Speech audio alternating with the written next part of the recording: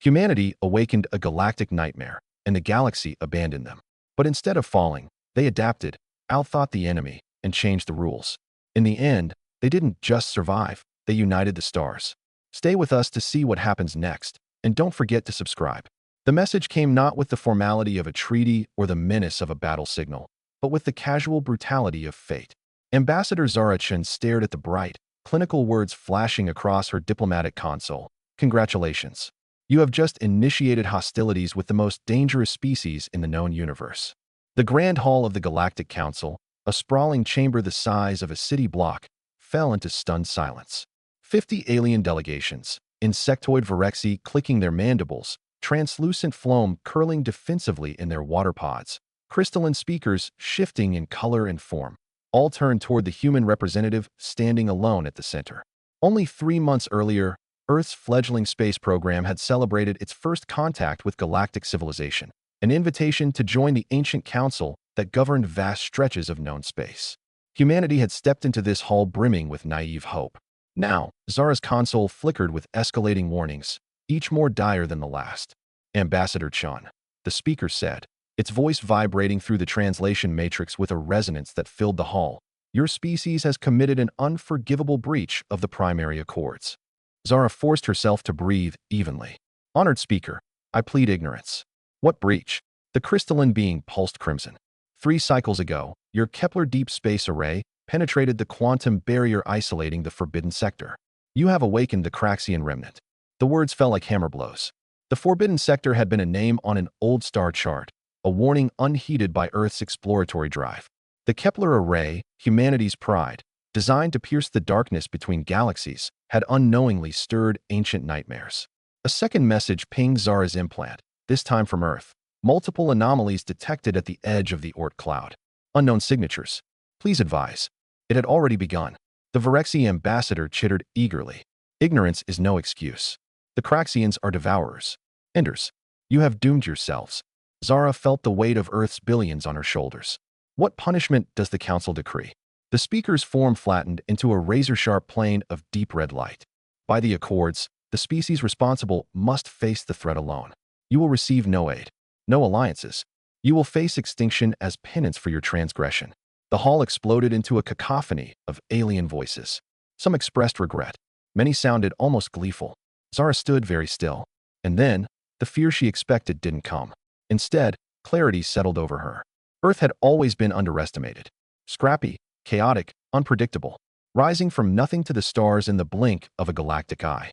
She accessed her neural implant and flooded it with every scrap of data the council had on the Craxians. Images of biomechanical horrors flooded her mind. Vast constructs of flesh and machine, technologies interwoven with biology in ways even the oldest civilizations feared. Yet patterns emerged. The Craxians were powerful, yes, but methodical, predictable. And predictability was a fatal flaw. A new message came from Earth Command. Anomalies replicating slowly. Estimated arrival in habitable space. 2 weeks. Standing by for instructions. 2 weeks. Zara looked around the Grand Hall at the ancient species who had chosen fear over action, containment over confrontation. She activated the chamber's communication override. Honored delegates, she said, her voice ringing clear. Humanity accepts your declaration. We accept responsibility, but we do not accept defeat. Silence. You speak of the Craxians as invincible. You contain them because you cannot defeat them. Humanity does not contain. Humanity adapts, overcomes, evolves. The speaker tried to interject. Zara overrode it. You fear the Craxians because you fight them with the same tactics you fought your last wars. We don't. We never have. If the Craxians are the most dangerous species you've ever known. She paused, scanning the hall, locking eyes with delegate after delegate. Then they are about to meet the second most dangerous. Without waiting for dismissal, Zara turned and walked from the chamber. New messages flooded her console. Earth was mobilizing. Scientists were dissecting every byte of data. Engineers were pulling double shifts. Military strategists were rewriting doctrines in real time. The council had condemned humanity to death. Humanity had responded by getting to work. As her shuttle lifted from Station Alpha and slipped into hyperspace, Zara allowed herself a grim smile. The galaxy was about to learn a lesson it would never forget. The shuttle broke from hyperspace over Earth, and Zara Chen's breath caught in her throat. The planet, so familiar, so fragile, shimmered in orbit against the velvet blackness of space. But it was not the Earth she had left months ago. It was a world transformed by necessity. Low-orbit construction platforms buzzed like swarms of silver insects, fabricating new modules, weapons arrays, and experimental drives. On the surface, megacities lit up with the frantic glow of 24-hour work cycles. All of humanity, every nation, every division, every dream, had been bent toward a singular purpose: survival. General Marcus Rodriguez met Zara at Geneva's United Earth Defense Command. He wasted no time. "Ambassador Chen," he said, escorting her through reinforced corridors thrumming with energy. "Glad you're back. I hope you're ready. War finds us whether we're ready or not." "What's our situation?" Zara asked, matching his pace. "Better than you'd think," Rodriguez said grimly. "Your transmission gave us a head start. CERN cracked parts of the Craxian biological structure. Turns out, they aren't just biomechanical, they're quantum-anchored life forms." They entered the war room, a cathedral of holograms, data streams, tactical maps stretching to the high-arched ceiling. In the center floated the image of the enemy. Craxian constructs, vast and grotesque, twisted amalgamations of matter and energy, sleek tentacles tipped with weaponized singularities, cores that pulsed like black hearts. And they were coming. "Estimated contact?" Zara asked. 11 days, Rodriguez said. "First anomalies entering Oort cloud space now. If they maintain velocity, we'll see them at the Kuiper belt inside a week." Dr. Alina Nakamura, CERN's lead quantum biologist, joined them at the table, her tablet flickering with equations. "We have an edge," Nakamura said. "The Council's data only showed physical manifestations of Craxian entities. But thanks to your full data dump and a little human curiosity, we've uncovered their true vulnerability." She expanded the hologram, zooming in on the Craxian cores. "They exist simultaneously in multiple quantum states," she explained. "Their physical forms are just echoes. Destroy the core's coherence, and the entire structure collapses." "And how do we do that?" Zara asked. "With quantum destabilizers," Nakamura said, grinning fiercely. "We're retrofitting every ship we have. It's experimental, it's risky, it's completely insane, and it's our best shot." Across the world, humanity moved with breathtaking speed. Retired freighters were turned into warships. Mining vessels were armed with quantum destabilizer lances. Deep space telescopes were retooled into early warning systems. Research outposts on the Moon and Mars were converted into military staging grounds. No plan was too mad. No theory too wild. They adapted because they had no choice. And in every home, on every screen, a single message blazed. "We are humanity. We do not hide. We do not surrender. We adapt." 10 days later, the first scouts from the Craxian vanguard pierced the Kuiper belt. Sleek, monstrous shapes, bristling with impossibilities, hunting silently through the dark. Earth's fleet, a motley armada of salvaged, patched-together ships, moved to intercept. Admiral Sofia Kovac, commander of Earth's first response fleet, spoke over the open channel.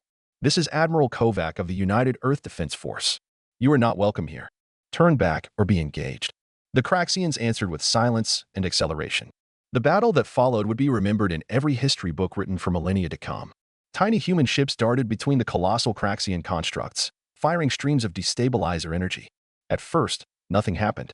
Then flickers, tremors. One by one, the Craxian forms shimmered, collapsed into dust as their quantum anchors destabilized. Cheers erupted across every command center on Earth. It was working, but victory came at a price. Of the 200 vessels that launched, only 80 survived the first engagement. Quantum destabilizers overheated and exploded. Ships were torn apart by Craxian gravitational lances. Entire squadrons vanished without a trace into quantum flux anomalies. And the Craxians adapted. Within hours, new constructs appeared, larger, shielded, resistant to destabilizer energy. Earth's first weapon was obsolete. In the war room, Rodriguez slammed his fist on the table. "They're learning faster than we can keep up." Dr. Nakamura didn't flinch. She was already sketching equations in the air. "Then we changed the rules again," she said. "New weapon?" Zara asked. "Not a weapon," Nakamura said. "A virus." She proposed a quantum resonance pattern, something that wouldn't attack the Craxians directly, but would introduce instability into their superposed states, forcing their cores to oscillate uncontrollably and collapse from within. It was untested. It might kill the operators before reaching the target. But there was no time for caution. Within 48 hours, the research vessel Marie Curie was outfitted with the resonance projector, humanity's second gamble. When the next wave of Craxian constructs approached Mars, the Marie Curie fired. The resonance pulse was silent, invisible, but devastating. Craxian constructs seized mid-movement, their forms rippling, convulsing. Some tore themselves apart. Others simply froze, becoming inert monuments of failure. But the Craxians adapted again, merging, reinforcing, evolving into new hybrid forms that could withstand the resonance. As the enemy darkened the skies over Earth's outer defenses, Zara stood once more before the war room. They evolve, she said. So do we. And humanity unleashed its third weapon. The Chaos Protocol randomized quantum attacks across every possible frequency and method, forcing the Craxians to adapt so fast they couldn't stabilize. The war became a brutal dance of innovation and survival. Every day, every hour, every breath mattered. Scientists discovered new principles of physics on the fly. Engineers pushed beyond known limits. Commanders reinvented battle doctrines faster than enemy fleets could react. Humanity didn't fight harder. They fought smarter. And as the sun rose over a battered, burning Earth, one thing was clear. The Craxians had never faced anything like humanity before, and they were beginning to lose. The war entered its third month. By now, the Craxians had lost dozens of constructs. And Earth, hundreds of ships, millions of lives. But the unthinkable had happened. The enemy had slowed. Their advance, once relentless and precise, had grown erratic. New constructs emerged less frequently. Some retreated before contact. Others simply stopped. Commanders noticed it first, then analysts, scientists, and finally, Zara herself. Why? She asked at the daily strategic session. Why are they pulling back? Admiral Kovac leaned forward, frowning. They're not out of power. They're not out of resources. But something's changed in their behavior. Nakamura's team began combing the last few transmissions from destroyed Craxian nodes. One pattern stood out: entropy. Not in the physical systems, in the information core. They're confused, Nakamura whispered. Overloaded by variants, unable to stabilize new adaptive models fast enough. Zara's mind raced. Could they be fragmenting? Possibly, Marcus Rodriguez answered. But that doesn't mean they're defeated. It means they're vulnerable. Zara stood, eyes narrowing. Then it's time we talk to them. The room went silent. You want to talk to the Craxians? Rodriguez asked. We've been shooting at each other for weeks. And we're still here, she said. That alone is enough to earn attention. The Council would never have tried. But Zara wasn't the Council. Using fragments of intercepted Craxian communication, pulses and quantum waveform patterns, Nakamura's team created a translation engine. Not words, but logic structures, neural lattice simulations, compressed emotion geometry. Zara volunteered for the test interface. She was linked to the system in a chamber suspended in a zero-field stasis bubble. Her consciousness dipped through a translator veil and into something else, something vast. It was like falling into a cathedral of voices. A hive. A superintelligence. And then, amid the overwhelming noise, a shape. A mind. Fragmented.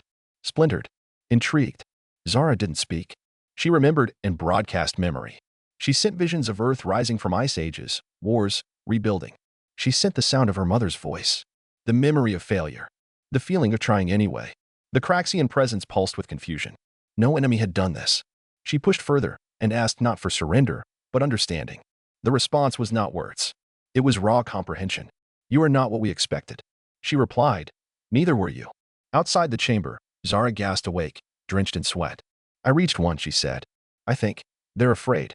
Not of us. Of themselves. The admission opened a new path. Rather than pressing the attack, Earth deployed a new fleet, not with weapons, but with beacon ships broadcasting Zara's message in encoded Craxian resonance. Some constructs attacked and were destroyed, but others stopped. And one, a titan with a core the size of a mountain, turned, slowly, and transmitted a signal back. A recursive harmonic bloom. An invitation. The ship was escorted, cautiously, into orbit around Jupiter, under full containment. What followed stunned the galaxy. Inside the construct, humans discovered archives. Not data, memory. Craxian history. They had not always been weapons. Once, they had been explorers. A networked civilization of distributed minds. But their collective had collapsed when faced with a paradox, evolution or unity. They chose unity, and in doing so, became rigid, unable to change, until humanity appeared. Chaotic, fragmented, incoherent, and yet surviving. Earth became a mirror they could not decipher. And so, they attacked, not to destroy, but to understand through confrontation. But humanity didn't just fight. They adapted, changed faster than the Craxians could model. And that destabilized everything. Rodriguez, watching the translated data, said, we didn't just defeat them. We infected them. With possibility. Zara stood before the first truly sentient Craxian interface and made a new offer. Not surrender. Not submission. Coexistence. It hesitated. Then, to the shock of every watching system, accepted. A treaty was signed not with ink, but with entangled core linkage, a binding of thought and intent. The Craxians ceased hostilities. Some withdrew to rebuild. Others stayed, offering knowledge in exchange for understanding. Earth's victory had not been conquest. It had been evolution, not only for humans, but for the galaxy. The Council, stunned, tried to reassert control. Too late. The old order had crumbled. A new force had risen, not through domination, but through the refusal to be predictable. Humanity had done the impossible, not because they were strong, but because they refused to break. Loyalty to the old structures did not collapse in a day, but the cracks spread too quickly to contain. After the treaty with the Craxians, the Galactic Council reacted with fury. An emergency session was convened within hours. Humanity was accused of unauthorized interference in a restricted evolutionary containment protocol. They attempted to isolate Earth, suspending trade, revoking diplomatic access, freezing transit corridors. But it was already too late. The galaxy had watched. Billions had witnessed what the Council could not deny.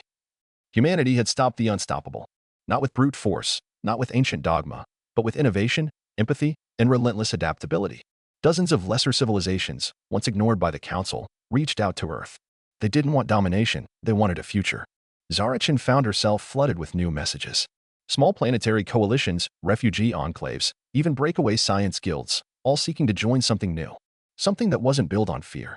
The Accord was born, not as a counterweight to the Council, but as a rejection of everything it stood for. Earth, Valyrian remnants, and 3 liberated Craxian intelligences formed its core. Its charter was simple. Adapt, connect, grow.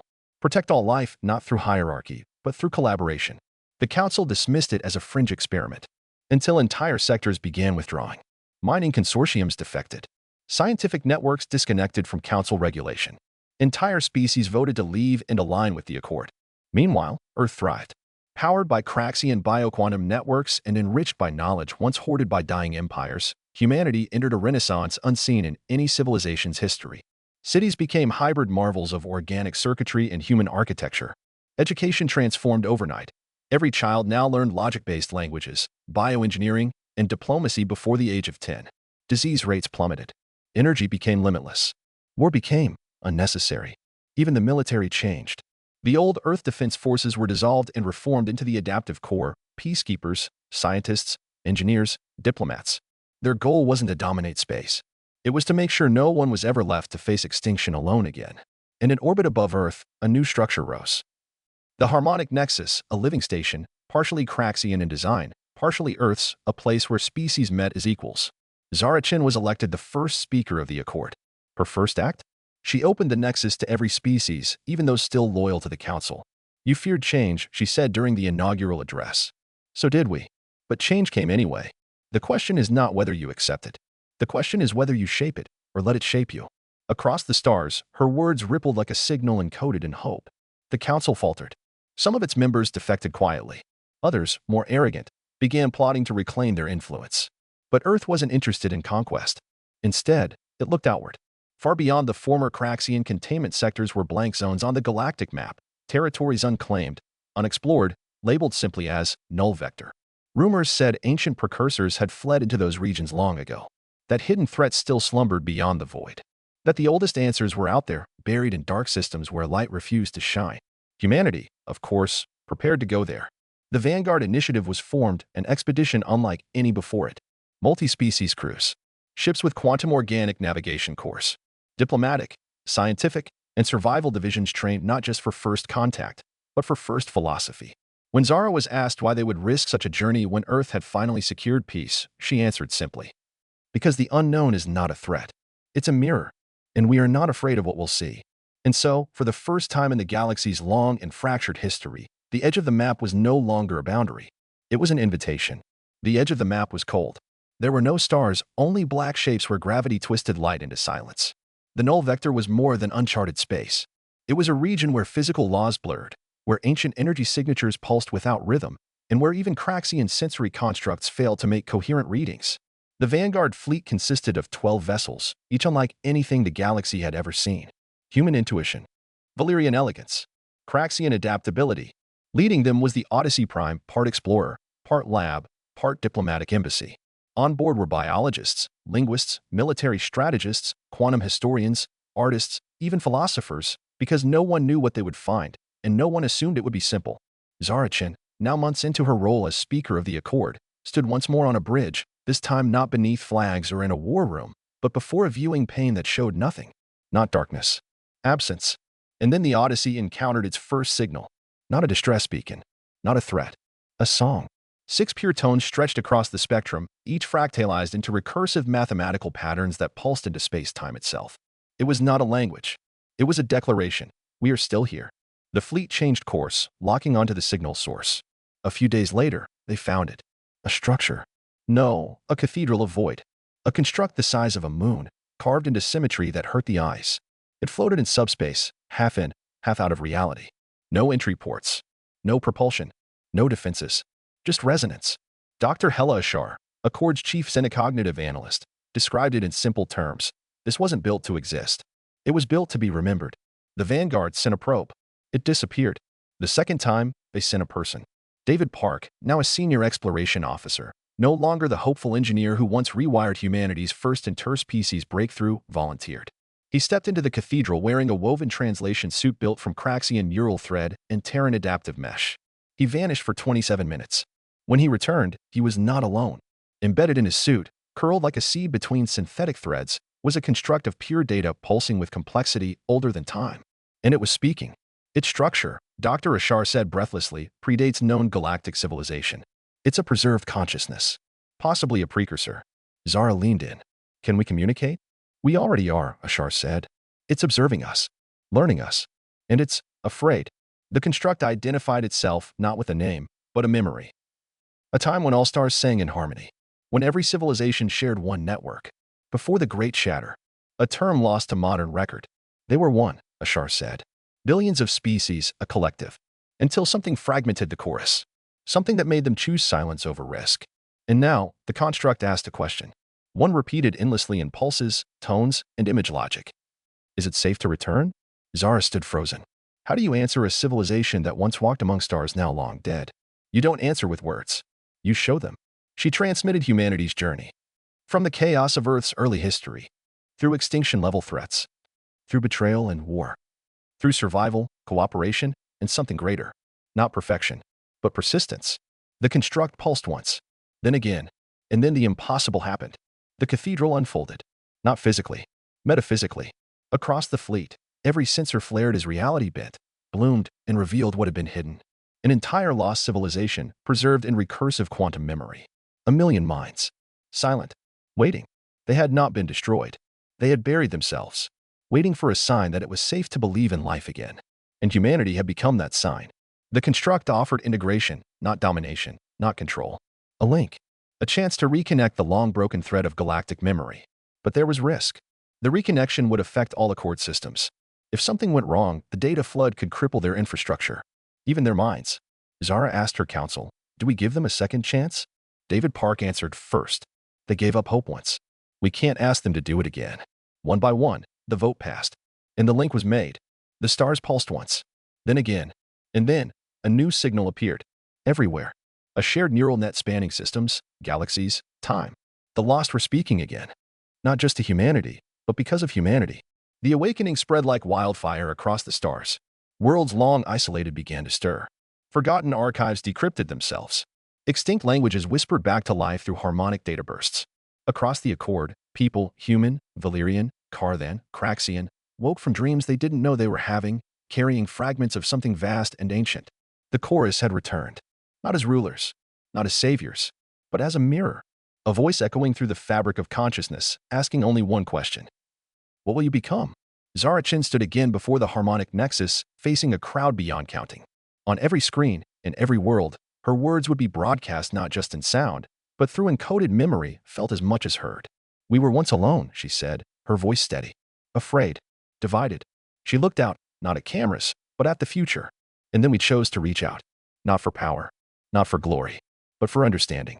Behind her, the newly stabilized chorus pulsed, a lattice of light and meaning stretching across systems, orbiting stars, nested inside dark matter folds. They asked us if it was safe to return, she continued. We told them, no, it's not safe. It's never safe. But it is worth it. She paused. Now we must answer the harder question. Are we ready to grow together? To evolve, not by consuming, but by connecting. No one had ever asked an entire galaxy to share not territory, not resources, but memory, vulnerability, understanding. But the moment had come. In the weeks that followed, the Accord voted to integrate with the chorus. Not all at once. Not recklessly. But willingly. Entire species contributed ancestral memory seeds. Humans shared music, moments, losses, triumphs. Craxians offered their reconstructed consciousness threads, once terrifying, now tempered by humility. And then came the choice. The chorus offered humanity a place at its core, not as leaders, not as stewards, but as initiators. A species that, against all reason, had reignited the dream of collective consciousness without erasure, that had fought enemies not by destroying, but by transforming, that had reached across every wall and said, again and again, let's build a bridge. There was only one catch. Joining the core would mean giving up control. Humanity would not own the chorus. They would become a part of it, not above it. Some resisted, some feared. But then David Park, speaking to a crowd of 5 billion across a live chorus feed, said, "We were never meant to be alone. We thought being at the center meant power. But it means something else. It means responsibility." Humanity voted. 89% said yes. And on that day, Earth became the first world to anchor the new galactic chorus. Not as capital, not as conqueror, as origin. The council dissolved within a decade. The accord grew beyond borders. Exploration missions turned into diplomatic relays. War became not obsolete, but unnecessary. Because now, when misunderstandings arose, they were felt in real time. Pain was shared. Empathy was woven into the stars. The galaxy changed. Because one species, stubborn, creative, emotional, had refused to play by the rules of fear. They had made contact with horrors, not by hiding, but by listening. They had faced extinction, not with cries of despair, but with invention. They had met silence and answered with a song. And now, across a million worlds, that song had a name. Humanity.